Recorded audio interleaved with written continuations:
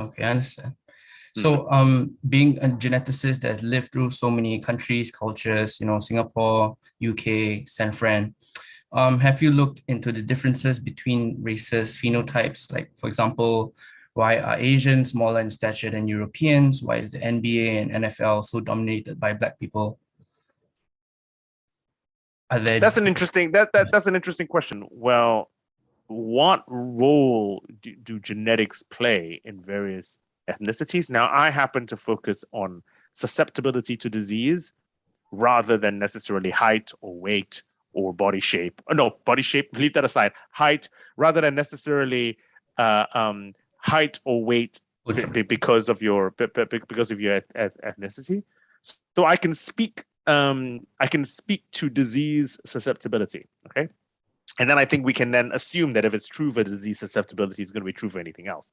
So for example, famously, East Asian people, people that look like us, Chinese people, and South Asian people, Indians, Pakistanis, Bangladeshis, famously, for example, we don't have to get that large body weight wise before we get into a risk of type 2 diabetes, yeah, okay, and other conditions. Whereas if you look at white people, if you look at Polynesians, actually, like the Maori, like the New Zealand Maori, well, they can get far larger than I could get before going into the same risk of getting certain metabolic disorders.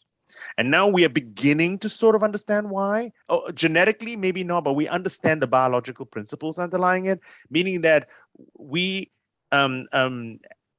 South and East Asians have a lower capacity to store fat safely compared to white people, compared to Polynesians, for example.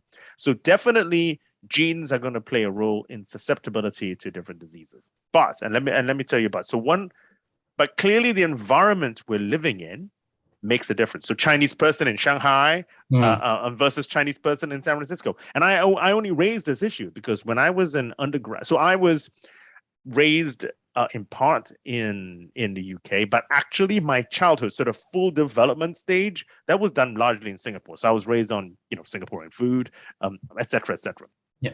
But when I was at university, this is in California, in San Francisco, Berkeley, um, and I remembered I had a roommate of mine who now his parents were Taiwanese. All right, so he was but he was born and raised in San Francisco in the Bay Bay Area.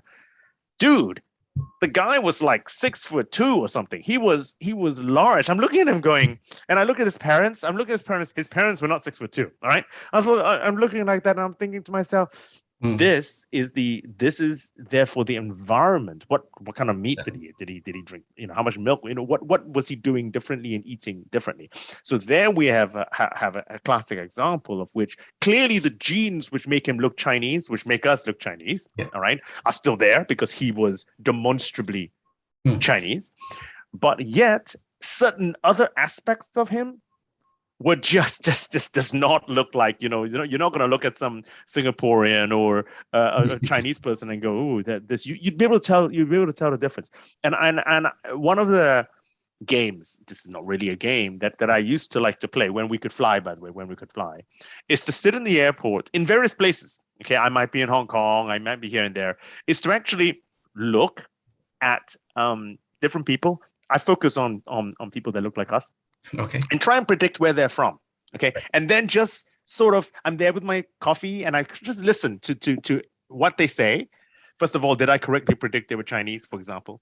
And I says, ooh, well, this Chinese person, now is it American Chinese, Hong Kong Chinese, Chinese from the mainland, Yeah. Taiwanese Chinese, Singaporeans, and I just try and do, and I think I've begun to pick up some hints where even though we all are Chinese, how we look is actually quite different.